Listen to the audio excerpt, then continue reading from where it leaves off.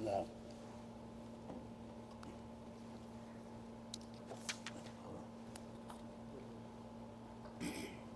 تفضل. بسم الله، الحمد لله، والصلاة والسلام على رسول الله وعلى آله وصحبه ومن والاه.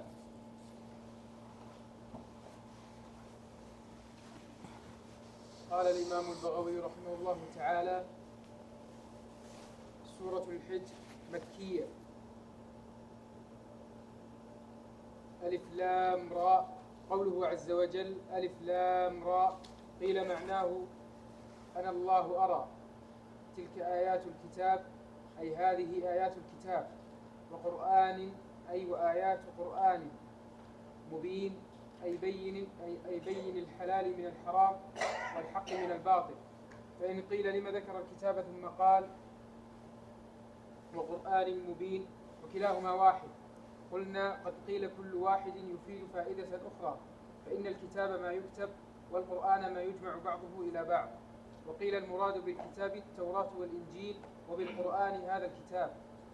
ربما قرأ أبو جعفر ونافع وعاصم بتخفيف الباء والباقون بتشديدها، وهما لغتان، ورب للتقليل وكم للتكثير، ورب تدخل على الاسم وربما على الفعل.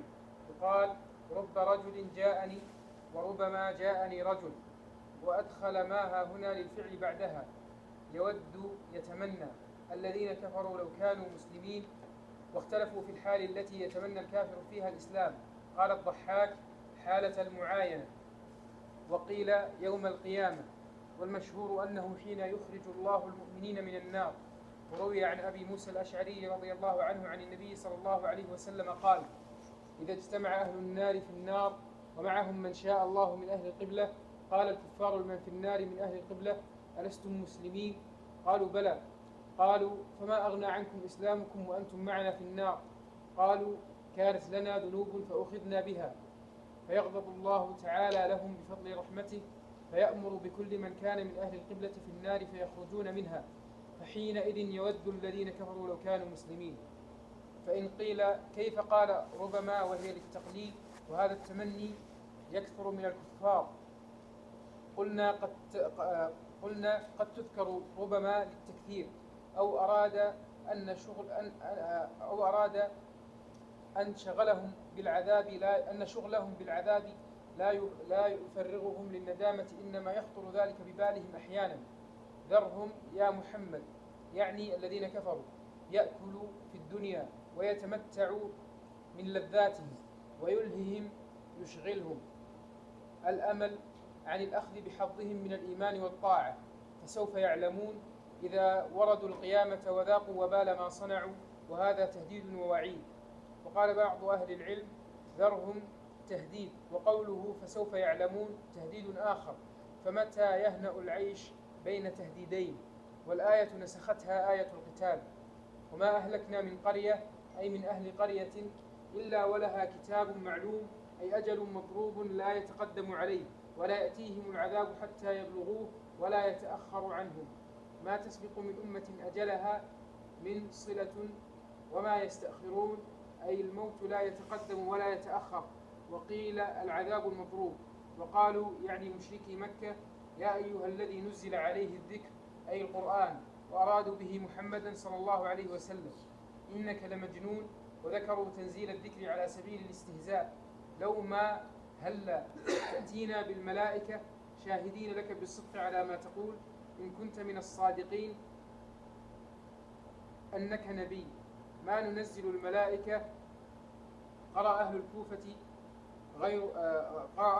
غير أبي بكر بنونين الملائكة نصب، وقرأ أبو بكر بالتاء وضمها. قرأ أهل الكوفة غير أبي بكر بنونين الملائكة نصب، وقرأ أبو بكر بالتاء وضمها وفتح الزاي الملائكة بالتاء وضمها وفتح الزاي. وقرأ أبو بكر بالتاء وضمها وفتح الزاي الملائكة. رفع الملائكة رفع، وقرأ الباقون بالتاء وفتحها وفتح الزاي الملائكة رفع. إلا بالحق، أي بالعذاب، ولو نزلت يعني ولو نزلت يعني الملائكة يعني ما تنزل الملائكة، ملائكة تصير فاعل مرفوعة. نعم. أي بالعذاب، ولو نزلت يعني الملائكة لعجلوا بالعذاب، وما كانوا إذا منظرين أي مؤخرين. وقد كان الكفار يطلبون إنزال الملائكة عيانا فأجابهم الله تعالى بهذا، ومعناه إنهم لو نزلوا عيانا لزال عن الكفار الإمهال وعذبوا في الحال. إنا نحن نزلنا الذكر يعني القرآن وإنا له لحافظون، أي نحفظ القرآن من الشياطين أن يزيدوا فيه أو ينقصوا منه أو يبدلوا. قال الله تعالى: لا يأتيه الباطل من بين يديه ولا من خلفه. والباطل هو إبليس، لا يقدر أن يزيد فيه ما ليس منه ولا أن ينقص منه ما هو منه. وقيل الهاء في له راجعة إلى محمد صلى الله عليه وسلم، أي إن لمحمد لحافظون ممن أراده بسوء، كما قال جل ذكره: والله يعصمك من الناس. قوله تعالى: ولقد أرسلنا من قبلك أي رسلا في شيع الأولين في الأمم والقرون الماضية. والشيعة هم القوم المجتمعون المتفقة كلمتهم، وما يأتيهم من رسول إلا كانوا به يستهزئون كما فعلوا بك. ذكره تسلية للنبي صلى الله عليه وسلم. كذلك نسلكه أي كما سلكنا الكفر والتكذيب والاستهزاء بالرسل في قلوب شيع الأولين، كذلك نسلكه ندخله في قلوب المجرمين يعني مشركي مكة قومك. وفيه رد على القدرية، لا يؤمنون به يعني لا يؤمنون بمحمد صلى الله عليه وسلم وبالقرآن. وقد مضت سنة الأولين، أي وقائع الله تعالى بالإهلاك في من كذب الرسل من الأمم الخالية، يخوف أهل مكة.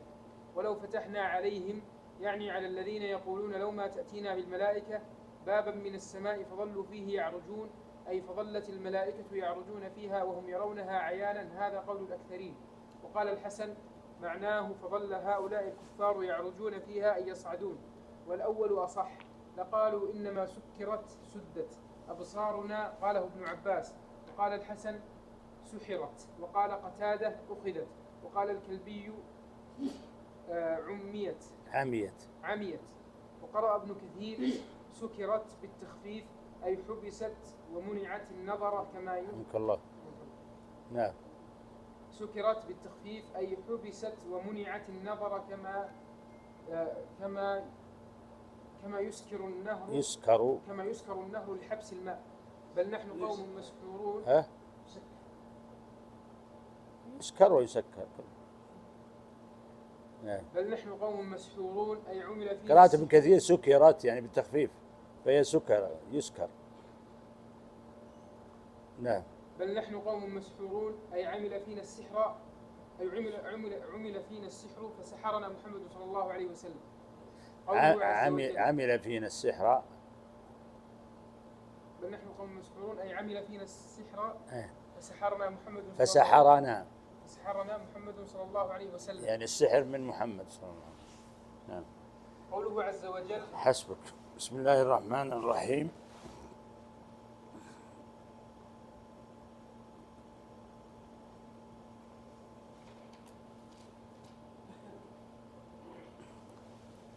بسم الله الرحمن الرحيم. الحمد لله رب العالمين، وصلى الله وسلم على نبينا محمد وعلى آله وصحبه أجمعين. اللهم علمنا ما ينفعنا وانفعنا بما علمتنا وزدنا علما يا رب العالمين. سبحانك لا علم لنا إلا ما علمتنا إنك أنت العليم الحكيم. هذه سورة الحجر التي ذكر الله عز وجل فيها الحجر، وهم قوم صالح في مكان يقال له الحجر. سيأتي ذكرهم في آخر السورة. وهي سورة مكية استهلها الله عز وجل بالحروف المقطعة كما سبق معنا بالسور المماثلة التي تبدأ بالحروف المقطعة. والإمام البغوي رحمه الله ذكر قول، وهو قول ضعيف لا دليل عليه، أن ألف لام راء أنا الله أرى، وهذا يعني ضعيف. بل القول الراجح في الحروف المقطعة قولان يعني أحدهما أرجح من الآخر وكلاهما قويان. القول الأول أنه مما استأثر الله بعلمه فلا يعلم ما معناه وما تفسيره. والقول الثاني ولعله الأرجح أن الحروف المقطعة أن الله يسوق على سبيل الإعجاز، فإن الله عز وجل أنزل هذا الكتاب بلسان عربي مبين، وهذا الكتاب الذي أنزله الله بلسان عربي حروفه هي الحروف المعروفة التي استعملها العرب، استعملها قريش الذي أنزل القرآن عليهم. فالله عز وجل يتحداهم أن يأتوا ب10 سور بسورة، ولم يستطيعوا بل لم يحاولوا لمعرفتهم بأن هذا القرآن معجز ولا أحد يستطيع أن يضاهيه. قد أخبر الله عز وجل عن هذا الكتاب بقوله: قل لو اجتمعت الإنس والجن على أن يأتوا بمثل هذا القرآن لا يأتون بمثله ولو كان بعضهم لبعض ظهيرا. فالأرجح والله أعلم أن هذه الحروف المقطعة أن الله عز وجل يسوقها على سبيل الإعجاز وعلى سبيل التحدي لهؤلاء المشركين، ولذلك يأتي بعدها الإشارة إلى القرآن كما في هذه السورة والسورة الماضية التي سبقت معنا. فإن الله عز وجل بعد الحروف المقطعة أشار إلى القرآن بقوله: تلك آيات الكتاب وقرآن مبين. فهذا القرآن الذي أنزله الله على نبيه صلى الله عليه وسلم هو آيات، جملة آيات. فآيات الله آيات منزلة متلوة مقروءة، وآيات مبثوثة في الكون تدل على وحدانيته وقدرته سبحانه. فهذه الآيات القرآنية التي أنزلها الله عز وجل على نبيه صلى الله عليه وسلم يشير الله إليها إشارة تعظيم وتفخيم. تلك آيات الكتاب، يعني الكتاب المكتوب الذي كتبه الله عز وجل وأنزله على نبيه صلى الله عليه وسلم. ومن أسماء القرآن الكتاب، وكذلك القرآن، وكذلك الذكر، وكذلك الروح، كلها أسماء لهذا القرآن العظيم. فأشار الله عز وجل إلى اسمين من أسماء هذا الكتاب العظيم، وهي الكتاب والقرآن. فهو كتاب يعني وهو مكتوب، وقرآن أيضا مقروء. والقرآن هو وصف للقرآن خاصة الذي هو كتاب الله عز وجل.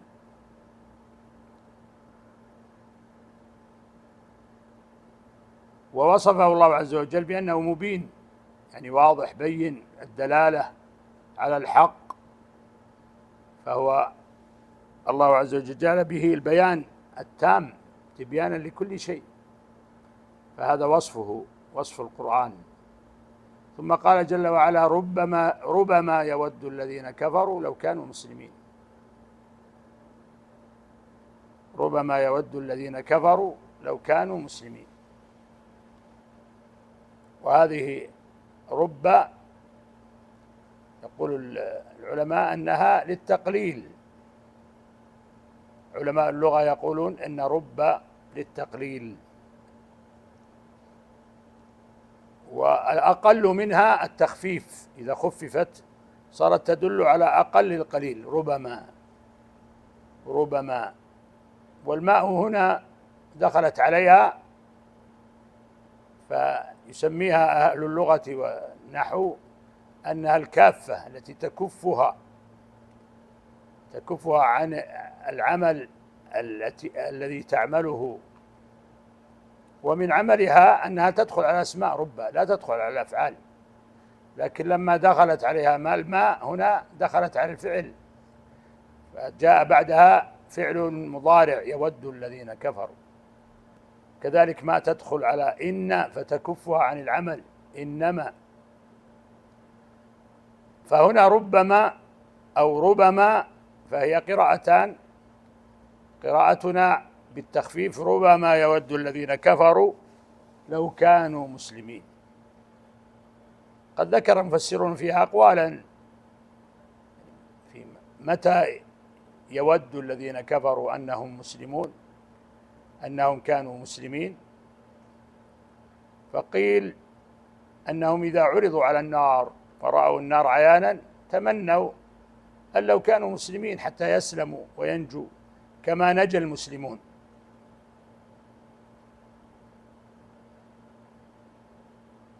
وقيل أن هذا يكون عند الاحتضار وعند الموت. وقيل أن هذا عندما يخرج الله الموحدين من العصاة الموحدين من أمة محمد صلى الله عليه وسلم، يدخلون النار ويطهروا، ثم إن الله عز وجل يخرجهم كما صحت بذلك الأخبار والأحاديث. فإذا خرجوا تمنى الكفار الذين هم معهم في النار، تمنوا أن لو كانوا مسلمين فيخرجون مثلهم فيخرجون، أما الكفار فلا يخرجون منها أبدا. لكن الموحدين من عباد الله من أمة محمد صلى الله عليه وسلم يخرجون من النار ويطهرون بها ثم يخرجون، فيتمنى الكافرون والمشركون أنهم مسلمون مثلهم فيخرجون كما أخرجوا.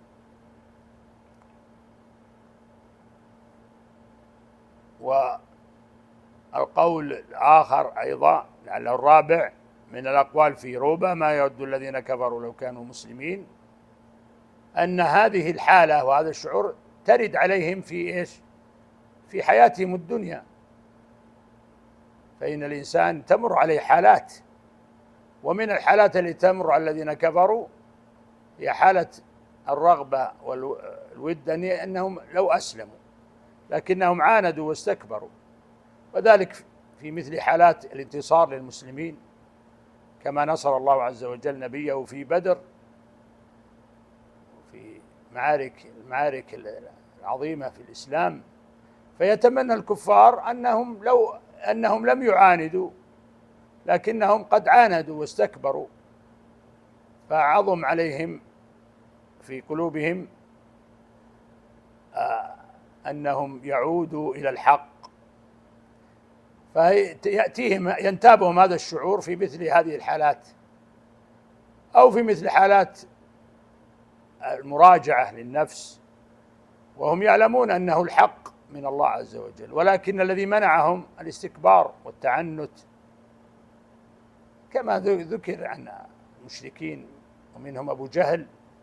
فإنه لما سئل كما مر معنا في درس سابق، لما سئل إن ترى ما يقوله محمد حق من الله عز وجل وأنه مرسل من الله، قال يعني كأنه يؤكد أنه حق وأنه من الله عز وجل، ولكن الذي منعه من ذلك هو العصبية، وأنه يقول إن بني هاشم من قريش أطعموا فأطعمنا وسقوا فسقينا حتى إذا جثينا على الركب، يعني مثل بعض، وكنا كفرسي رهان، يعني لا يسبق أحدنا الآخر، يقول بنو هاشم منا نبي وليس منكم نبي، فمن أين نأتي بالنبي؟ فدل على أنه يعني عرف الحق ولكنه ترك الحق تعصبا وكفرا.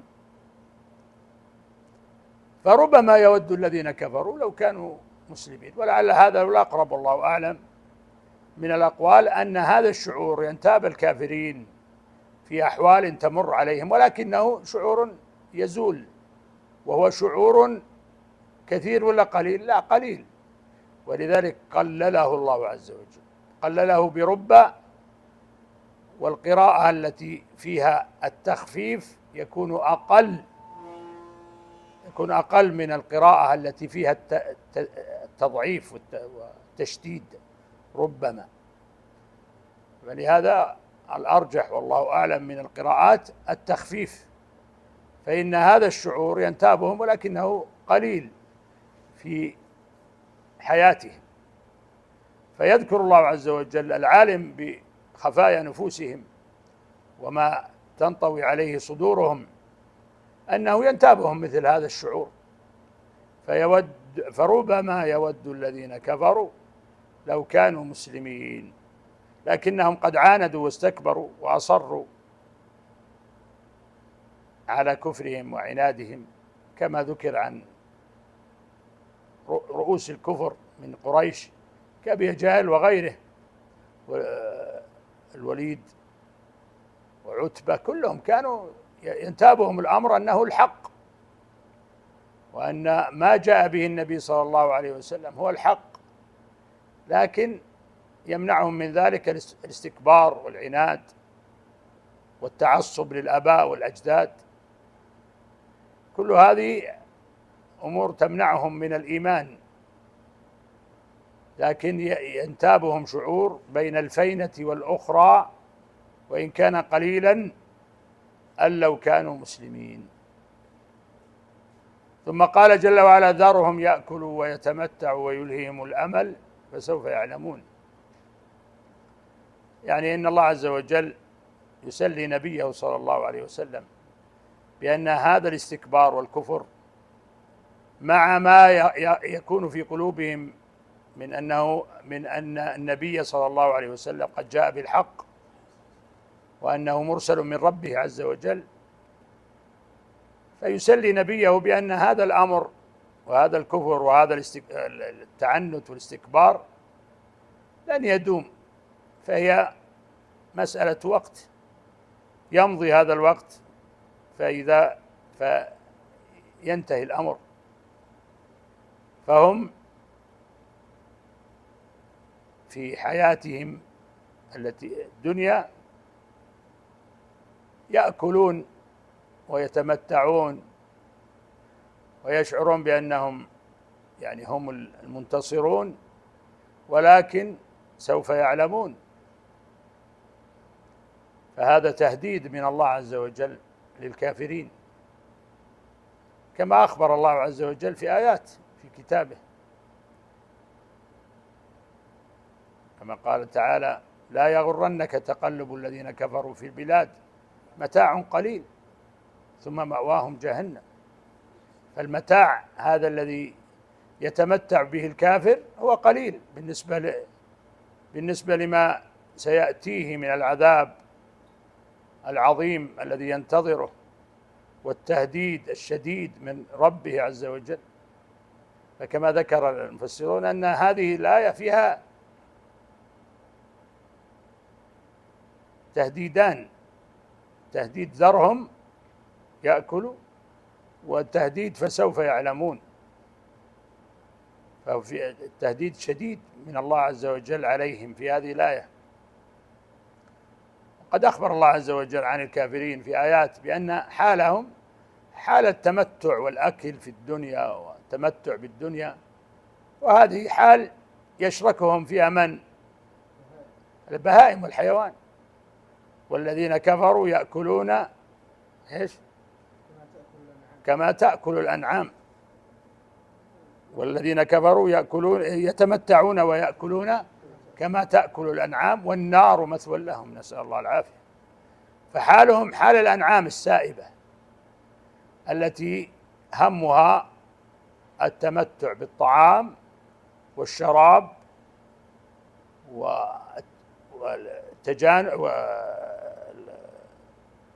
والتكاثر، وهذه فطرة الله عز وجل فطر عليها هذه الدواب وهي غير مكلفة. فتصير حال هؤلاء الكفار في تمتعهم في الدنيا كمثل هذه البهائم التي غير مكلفة،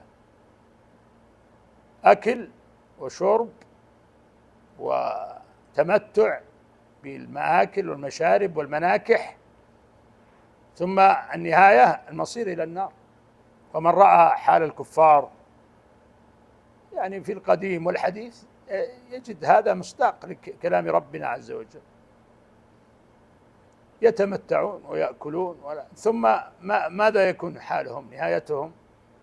نهايتهم النار، نسأل الله العافية، إن لم يسلموا ويعودوا ماتوا على كفرهم، فهذه النهاية حتمية. ذرهم يأكلوا ويتمتعوا ويلههم الأمل فسوف يعلمون.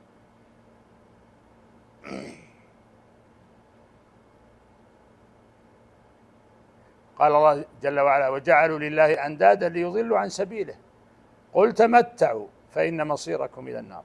تمتعوا ثم ينتهي الأمر بهم إلى النار، المصير المحتوم للكافر هو النار. ففيها تسلية للنبي صلى الله عليه وسلم أنه لا يغرك هذا التمتع وهذا الأشر والبطر الذي يكون عليه المشركون. ومن أشرهم وبطرهم ما حصل في غزوة بدر كما مر معنا، أن أبا جهل لما نجت عير قريش واقترح عليهم أبو سفيان أن يرجعوا، قال لا نرجع حتى نقدم بدرا فنقيم فيها 3 تذبح لنا الجزور ونشرب الخمور وتعزف القيان. يعني هذا ما هو، هذا أشر وبطر وتمتع، هذا أكل وشرب، هذا كما أخبر الله عز وجل. فذهب هذا الكافر المعاند إلى مصرعه، أكل وشرب، أكل الجزور وشرب الخمور، ثم قتل فصار مصيره إلى النار، نسأل الله العافية. انظر كيف أن الله عز وجل يوقع في الكفار هذه الوقائع العظيمة، فيخبر الله عز وجل نبيه أن هذا الأمر وهذا التمتع وهذا التقلب في البلاد لا يغر المؤمن، فإن نهاية المطاف للكافر هو الوعيد الشديد من ربه عز وجل، فسوف يعلمون. وما أهلكنا من قرية إلا ولها كتاب معلوم. فالله عز وجل أهلك القرون الأولى، أهلك الأمم السابقة التي طغت وبغت ولم تستجب لرسل ربها، كما مر معنا في السور الماضية في سورة إبراهيم لما ذكر الله الرسل وأجمل في وصفهم وبين ما حصل بينهم وبين أقوامهم من الحوار والكلام، ثم بين جل وعلا أن نهاية الأمر هو هلاك الظالمين، كما قال جل وعلا: واستفتحوا وخاب كل جبار عنيد. كما استفتح المشركون في غزوة بدر كذلك الكفار يستفتحون، فيوقع الله عز وجل بهم العذاب في الوقت المحدد الذي الله عز وجل كتبه نهاية لكل كافر. وقد كان الأمم السابقة قبل موسى عليه السلام ينزل الله عز وجل عليهم العذاب من عنده، ثم إن الله عز وجل من بعد موسى كتب الله عز وجل الجهاد، جهاد الكافرين على أيدي المؤمنين من لدن موسى عليه السلام، موسى وعيسى ونبينا محمد صلى الله عليه وسلم. وبين الله عز وجل في كتابه أن الله اشترى من المؤمنين أنفسهم وأموالهم يقاتلون في سبيل الله فيقتلون ويقتلون وعدا عليه حقا في التوراة والإنجيل والقرآن. التوراة موسى عليه السلام، والإنجيل عيسى، والقرآن نبينا محمد صلى الله عليه وسلم. فهذه الأمم الثلاث شرع لهم الجهاد. أما الأمم السابقة فكان العذاب ينزل على الكافرين، ينزله الله عز وجل عليهم، كما يعني ذكر الله عز وجل من قصص النبيين السابقين والأمم السابقة كنوح وعاد ثمود والأمم السابقة. فهنا يبين الله عز وجل أن هذه الأمم التي تكفر بالله عز وجل وتستكبر عن الاستجابة لرسله يجعل الله لها وقتا محددا تنتهي إليه. وهكذا سنة الله عز وجل في عباده وفي الأمم السابقة، كما أخبرنا الله عز وجل في قصص النبيين في سور كثيرة. فقال: وما أهلكنا من قرية إلا ولها كتاب معلوم، كما أخبر الله عز وجل: فإذا جاء أجلهم، لكل أمة أجل، فإذا جاء أجلهم لا يستأخرون ساعة ولا يستقدمون.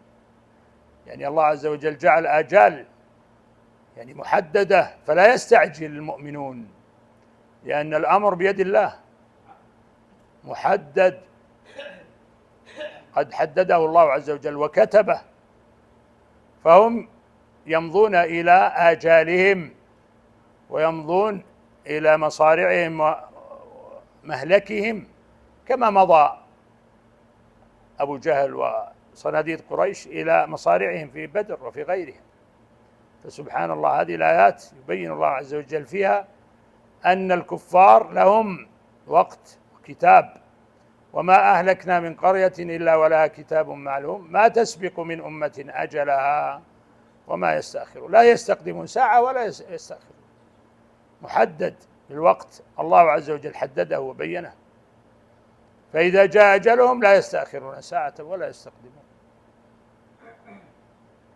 ثم وهذا فيه تسلية للنبي صلى الله عليه وسلم وتصبير له، بأن هؤلاء الكفار إن لم يستجيبوا ويؤمنوا فإن الله عز وجل سيوقع بهم العذاب والنكال، ولكن له أمد محدد مبين، كما فعل ربنا جل وعلا بكفار قريش لما طغوا ولم يستجيبوا، أوقع الله عز وجل بهم العذاب، كما سبق معنا أن العذاب كان على أيدي المؤمنين، فإن الله عز وجل جعل عذاب الكافرين من بعد موسى على أيدي المؤمنين.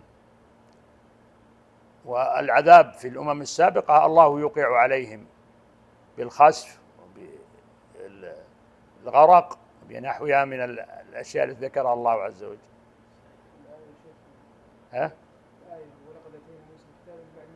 نعم، وهذا يستدل به العلماء في قول في سورة القصص: ولقد آتينا موسى الكتاب من بعد ما أهلكنا القرون الأولى بصائر للناس وهدى ورحمة لعلهم يتذكرون.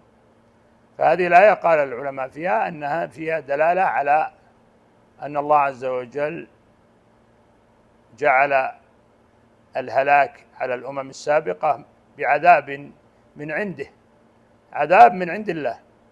أما في أمة اليهود والنصارى والمسلمين الذين جاءوا من بعدهم كلها بأيدي المؤمنين، ولذلك انتدب الله عز وجل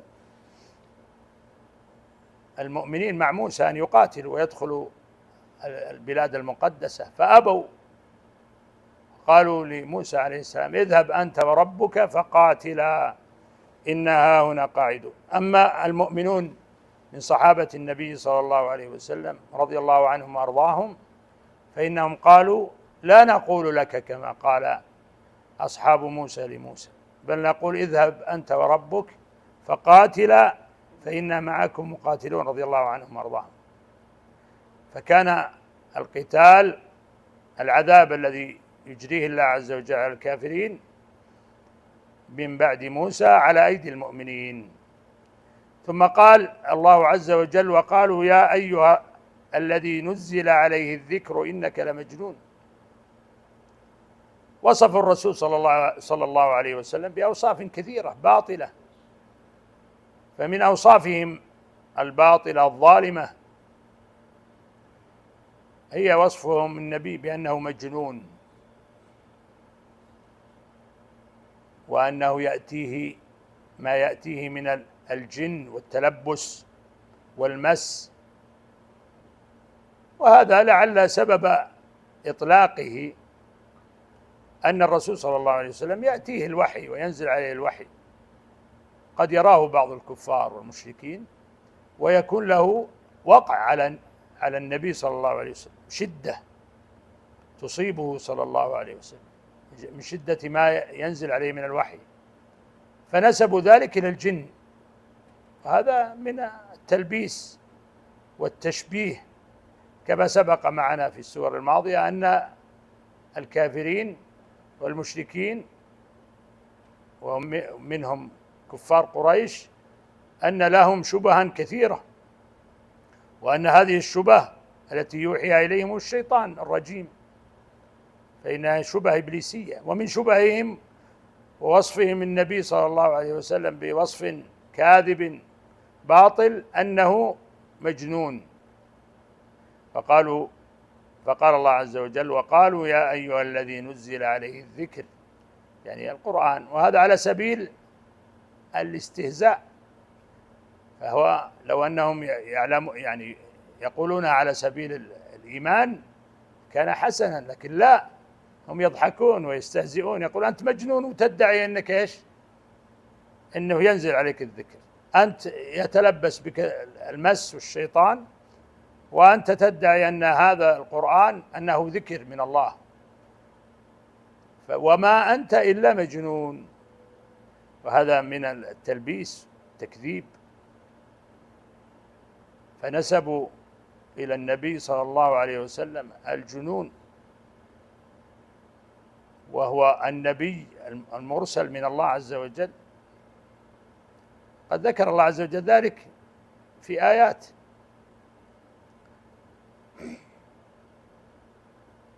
وإن يكاد الذين كفروا لا يزلقونك بأبصارهم لما سمعوا الذكر ويقولون إنه لمجنون وما هو إلا ذكر للعالمين. فهذا الوصف الذي وصف به المشركون نبينا صلى الله عليه وسلم فنده الله عز وجل وكذبه، ولم يكن نافعا لهم في رد الحق، فإن الحق له صولة وقوة.